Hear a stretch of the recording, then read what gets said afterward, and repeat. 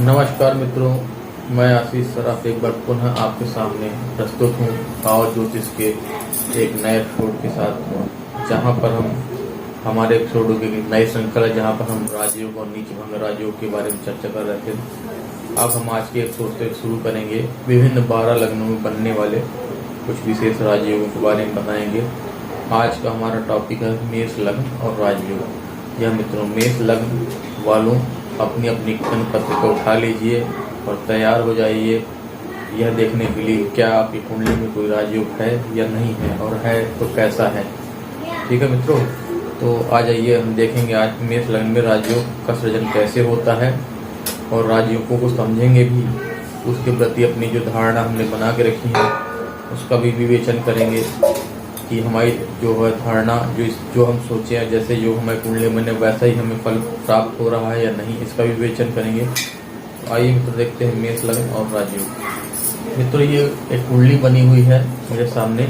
ये मेष लग्न की कुंडली है, जहाँ पर प्रथम भाव में, ये प्रथम भाव है, यहाँ पर आपकी मेष राशि है। आप अपने जन्म पत्रिका में चेक कर लीजिए। और ये हमने ग्रहों को अपने भाव में, सभी भावों में, 12 भावों में बैठा हुआ, 12 राशि 12 भाव में। अब हम जब किसी व्यक्ति की कुंडली में जब राजयोग चेक करते हैं तो सर्वप्रथम उसको लग्नेश को देखना चाहिए। जो लग्नेश होता है वो लग्न भाव का स्वामी होता है, वह हमारे शरीर भाव का स्वामी होता है। उससे हमारे शरीर की रूप रचना, संरचना और हमारे स्वास्थ्य के बारे में कुछ विशेष जानकारियाँ प्राप्त होती हैं। तो सर्वप्रथम तो यह देख लेना चाहिए कि जो लग्नेश है वो आपकी कुंडली में बलवान है, उच्च राशि का है, स्वराशि का है, मित्र क्षेत्रीय है, शत्रु क्षेत्रीय नहीं है, पाप या त्रिक भावों में नहीं गया हुआ है, और पाप ग्रहों से युति नहीं है, और दृष्ट नहीं होना चाहिए। सबसे मेन चीज़ ये।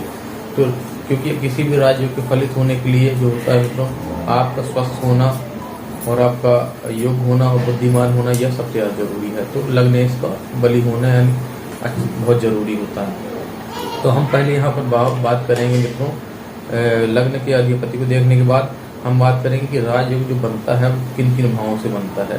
तो निश्चित तौर पर मित्र, जो हमने आपको पहले बताया कि राजयोग का सृजन जो होता है वह केंद्र भाव के अधिपतियों और त्रिकोण भाव के अधिपतियों के अपने उच्च राशि, स्वराशि और अपना केंद्र या त्रिकोण में युति करके बैठने से बनता है। और उन जो अधिपति होते हैं केंद्र त्रिकोण के भाव के अधिपतियों का नवांश भाव में भी, तो अपने उच्चांश में, अपने स्वराशि में, अपने नवांश में, स्व के नवांश में, मित्र नवांश में और होना जरूरी है, वरना वह राजयोग जितना हम उससे आशा करते हैं उतना फल नहीं देता है। तो यहाँ पर अगर हम बात करेंगे तो केंद्र त्रिकोण के जो अधिपति ग्रह हैं मित्रों वो हो जाएंगे आपके मेष के, जो होगा मंगल हो गए हैं, चतुर्थ के चंद्रमा हो गए हैं, पंचम के सूर्य हो गए हैं, सप्तम के शुक्र हो गए हैं, नवम के गुरु हो गए हैं, दसम के शनि हो गए हैं। यह तो मुख्य ग्रह हो गए जिनसे आपकी कुंडली में मेष लग्न वालों राजयोग का सृजन होता है। अब यहाँ पर राजयोग की जो हमने परिभाषा समझी है कि व्यक्ति का जो है कार्य क्षेत्र या उसका एक राजा, हमने अभी जो बात कर रहे हैं राजयोग की, एक राजा समान अपने जीवन यापन करना या अपने कार्य क्षेत्र में उत्कृष्ट होना और सर्वश्रेष्ठ होना, और जिसके दम पर आपको ख्याति मिले, आपको पहचान मिले, आपको नाम, अधिकार, पद मिले, ये ऐसा होता है। और जब ये सब चीज़ें होंगी तो धन वैभव होना तो स्वाभाविक बात है। तो एक राजा समान जिंदगी जीना मित्र मिला करके। तो राजयोग का सिद्धांत नेता, मंत्री, मिनिस्टर बन जाना नहीं है मित्रों। जिस भी कार्य क्षेत्र में आप हों उस कार्य क्षेत्र में आप उच्चतम स्तरों पे जाएं, आप उपलब्धियां उच्चतम हों, उससे संबंधित हम राजयोग कहेंगे। तो पहली बात करते हैं हम अगर यहाँ पर कि अगर यहाँ जो है मेष लग्न है और आपका सूर्य को हम ले लेते हैं, क्योंकि सूर्य यहाँ पंचम भाव के स्वामी भी है। तो यहाँ पर हम मेष लग्न में जो मुख्य जो राजयोगकारी ग्रह होते हैं वो होते सूर्य, चंद्र और गुरु को माना गया है। तो अगर हम बात करते हैं मेष लग्न में, सूर्य अगर स्वयं उच्च के होकर मेष राशि में बैठ जाते हैं इकलौते, और बृहस्पति अपने स्वराशि में बैठ जाते हैं, तो एक सामान्य एक राजयोग का सृजन होता है जिसमें व्यक्ति सहज रूप से जो है एक राजा समान जीवन और व्यतीत करता है। वह बोधि प्रकृति का तेजवान प्रतापी होता है और हर क्षेत्र में अग्रणी होता है और अपने जीवन काल में उत्तरोत्तर काफी उन्नति करता है। जिस भी क्षेत्र में जाता है वह अपना नाम और काम बनाता है और ख्याति प्राप्त करता है। ये तो एक सामान्य सी बात होगी। अब यहाँ पर हम देखेंगे मित्रों, इसी के साथ साथ प्रबलता के हिसाब से हम उसको घटाते जाएंगे आपके राजयोग के।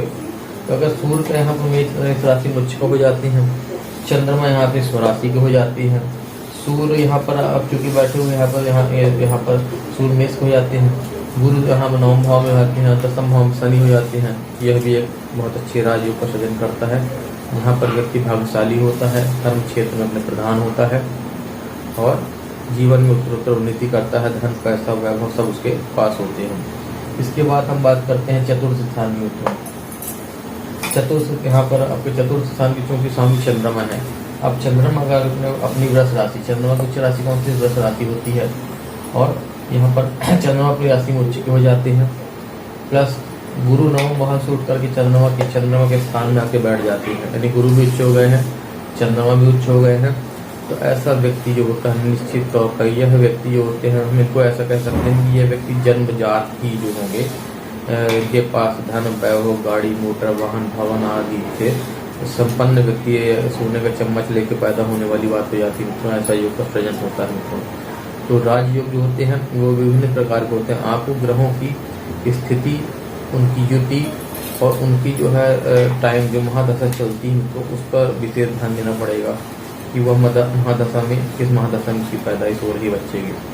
तो ये अगर ऐसा योग बनता है तो वह व्यक्ति जो होता है अपने क्षेत्र, जिस क्षेत्र में यहाँ पैदा हुआ है, जिस शहर नाव ग्राम में पैदा हुआ है, नगर में, वहाँ का एक माना जाना पुराना जो उसको कह सकते हैं कि धनवान व्यक्ति होगा और उसकी माता जो है वो एक विद्वान विदुषी महिला होगी, बहुत धनाढ्य घर का होगा और उसको हम कह सकते हैं कि बहुत सारे मकान होंगे, उसके पास अच्छी गाड़ी वाहन होंगे, इसके मामले में वो भाग्यशाली होता है। तो ऐसे उसके राजयोग का सृजन होता है। इसके बाद हम बात करते हैं पंचम भाव से। अगर बात करें राजयोग की तो पंचम भाव से मित्रों जो राजयोग बनता है कि यहाँ का सूर्य अगर उठकर केंद्र में यहाँ बलवान हो जाती है, गुरु यहाँ पर 5वें स्थान में आ जाते हैं या 11वें स्थान बैठ के यहाँ पर दृष्टि संबंध बनाते हैं किसी भी प्रकार से, और मंगल तो जहाँ पे या तो अपने स्वराशि में हो जाए या दशम में मकर के हो जाते हैं।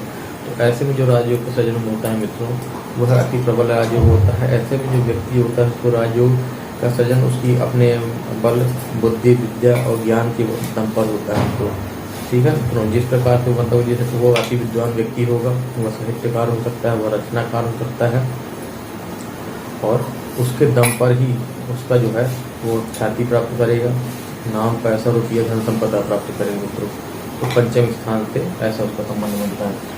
अब हम बात करते हैं 7वें स्थान से राजयोग के सृजन की बात। तो राजयोग 7वें स्थान से कैसा बनेगा मित्रों, अगर यहाँ पर आपका शुक्र या तो स्वराशि हो जाए, शनि चूंकि यहाँ पर 10वें स्थान में स्वामी है, शनि की उच्च राशि जो है आपका तुला राशि, शनि यहाँ बैठ जाते हैं और गुरु चूंकि यहाँ भाग्य स्थान में स्वामी है, उनका यहाँ से 5वीं दृष्टि, आपका 7वीं दृष्टि या आपका 9वीं दृष्टि से किसी प्रकार से गुरु इनको देख लेते हैं, गुरु की दृष्टि संबंध हो जाती है।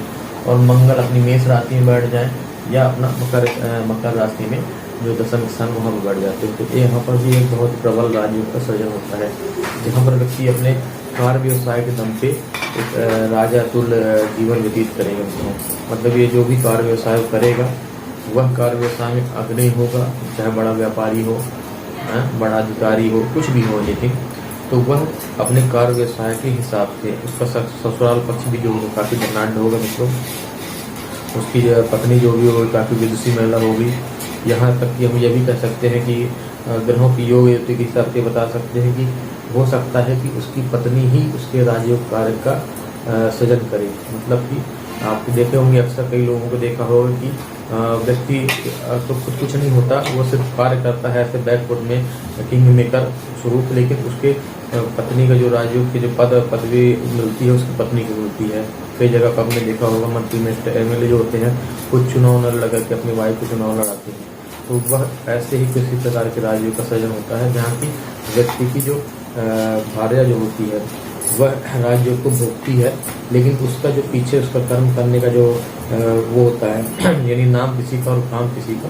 तो नाम तो आपका उसकी महिला का होगा जो राजयोग पदाधिकारी होती है, पद प्राप्त करती है, लेकिन उसके पीछे काम आप कर रहे होते हैं। तो इस प्रकार से राजयोग का यहाँ 7वें स्थान से सृजन होता है। अब आगे बढ़ेंगे तो हम बात करेंगे 9वें स्थान से बात। अब यहाँ पर हम अगर देखते हैं कि गुरु या तो यहाँ से अपने उच्च राशि का होकर के करके चतुर्थ भाव में बैठ जाता है। मंगल अपने स्वराशि में मेष पे यहाँ पर हो जाए या मकर को हो जाए। शनि 11वें स्थान में या 10वें स्थान में अपनी उच्च राशि में तुला में हो जाए, दशम में यहाँ पर 11वें स्थान पे हो जाए। तो ऐसे व्यक्ति का मतलब जो राजयोग हुआ वह भाग्य के दम पे हुआ। भाग्य के दम पे मतलब अति भाग्यशाली व्यक्ति होंगे, जिस भी फील्ड में वो हाथ डालेंगे वहाँ से वो सफलता को हासिल सहज रूप से उनको मिल जाएगी। बहुत ज़्यादा प्रयत्न करने की आवश्यकता नहीं होगी उनको। ऑलरेडी कह सकते हैं कि देव योग का सृजन होता है, जहाँ पर दैवी शक्तियाँ उसकी सहायता करती हैं किसी विकार में सफल होने के लिए। तो बहुत ज़्यादा प्रयत्न नहीं करना पड़ता मित्रों। वह जन्मजात ही उसको इतना सब कुछ मिला हुआ होता है कि वह व्यक्ति जो होता है जन्म से ही राजा स्वरूप उसकी पैदाइश होती है। ऐसे योग का सृजन होगा। अब इसके बाद हम बात करते हैं कर्म स्थान की। तो कर्म स्थान होता है 10वां स्थान। अधिकार का, मान सम्मान का और कर्म का जो भाव होता है वह कुंडली में 10वां भाव होता है। अब यहाँ से अगर 10वें स्थान से देखें, जैसे कि मैंने आपको पहले के एपिसोड में बताया था कि जो आम राजयोग की हम चर्चा करते हैं उसका सीधा संबंध होता है 9वें और 10वें भाव से बनता है मित्रों। पहला तो लग्न का होता है। लग्न अगर मजबूत है, लग्न शुभदृष्ट है, शुभयुत है तो, और दूसरा 9वां और 10वां भाव। तो अगर यहाँ पर हम देखते हैं मेष राशि है, मेष राशि के स्वामी होते हैं मंगल।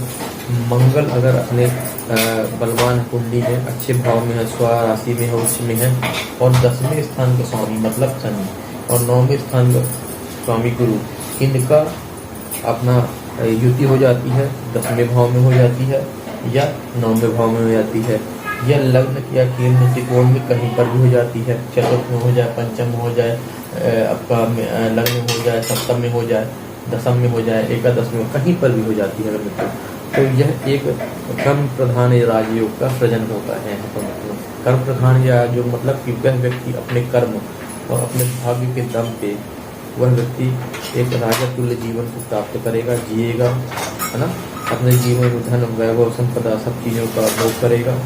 और अगर वो जिस भी फील्ड में होगा, अगर व्यापारी होता है, अधिकारी होता है, नेता होता है, मंत्री, मिनिस्टर, कुछ भी होता है वो, तो वह हमेशा उच्च पदासीन होगा और इसमें उसकी कर्म की सर्वश्रेष्ठ प्रधानता होगी। वह कर्म प्रधान व्यक्ति होगा और भाग्य का भी उसका पूरा सहयोग मिलेगा। यह भाव कर्म से आपको बनने में मिलेगा।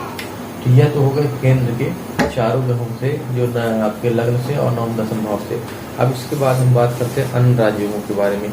अब इसके बाद अगर यहाँ पर मेष राशि में सूर्य उच्च के हो जाते हैं, चंद्रमा गुरु उच्च के हो जाते हैं, मकर राशि में यहाँ पर मंगल उच्च के हो जाते हैं, शुक्र यहाँ पर जो है अपने मीन राशि में उच्च के हो जाते हैं, ये शनि यहाँ से सप्तम भाव में उच्च के हो जाते हैं। तो ऐसे जो कुंडलियाँ होती हैं तो बिरली होती हैं, यहाँ पर 4 ग्रह जो है उच्च के हो जाए, बिरली कुंडलियाँ होती हैं और ऐसे योग बिरले ही बनते हैं।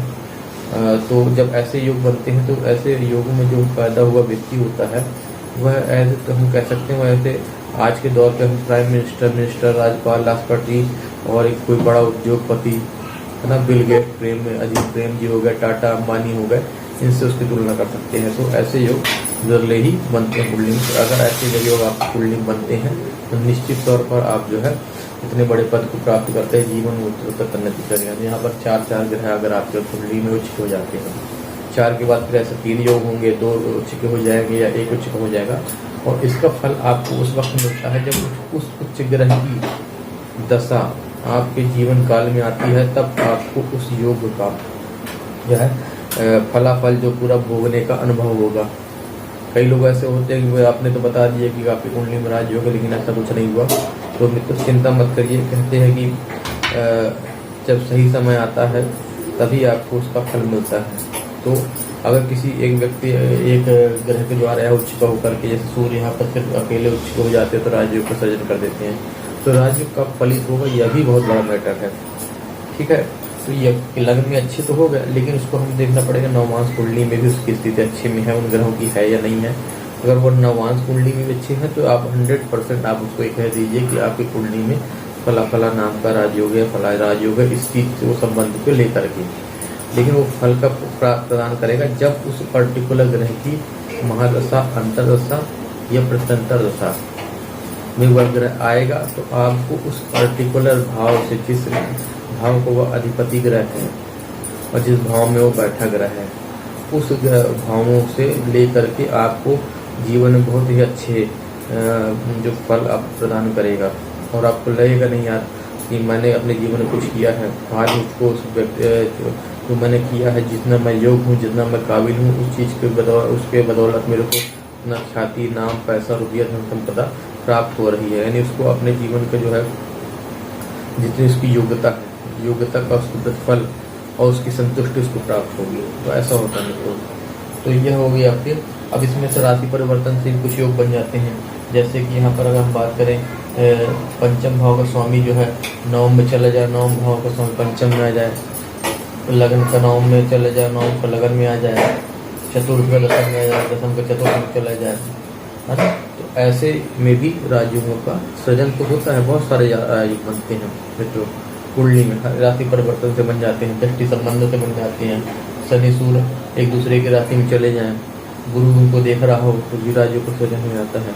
तो ऐसे तो करीब 50 प्रकार के राजयोग बन जाएंगे मित्रों कुंडली में। अभी जो हमने चर्चा की है वह उच्च राशि से संबंधित बनने हुए राजयोगों के बारे में बताई है। और कौन सा ग्रह लग्न से बन रहा है राजयोग, चतुर्थ से बन रहा है, सप्तम से बन रहा है, पंचम से बन रहा है, नवम से बन रहा है, दसम से बन रहा है, और उस राजयोग का क्या प्रतिफल आपको मिलने वाला है। अगर वह उच्च राशि है, स्वराशि से होकर के बन रहा है, क्या फल मिले, कब मिले, ये बताया है। बाकी पूरा विश्लेषण जो होगा वो तो किसी पर्टिकुलर व्यक्ति की जब हम कुंडली देखेंगे उसके बाद ही उसको पूरी तरीके से बता सकते हैं। तो यह रही मित्रों मेष लग्न में राजयोग के बारे में चर्चा। अब इसके अगले एपिसोड में हम वृष लग्न में राजयोगों के बारे में बताएंगे। अब आपको मेरा वीडियो कैसा लगा हो, आपको मेरा वीडियो अच्छा लगा हो तो आप वीडियो को लाइक करें, मेरे चैनल को सब्सक्राइब करें, तो शेयर करें। आपको वीडियो के संबंध में कोई कमेंट्स हों तो आप मुझे सुझाव दे सकते हैं। और आपको जो है अपनी कुंडली के बारे में, अपनी कुंडली में राजयोगों के बारे में, धन योग के बारे में और किसी भी संबंध में, जीवन किसी पक्ष के बारे में कोई भी किसी प्रकार कोई प्रश्न हो, जानना हो, समझना हो, तो आपने इस वीडियो में नीचे दिए गए मेरे नंबर पे आप मुझसे संपर्क कर सकते हैं, मेरे दिए गए पते पे मुझसे संपर्क कर सकते हैं। तब तक के लिए धन्यवाद, नमस्कार।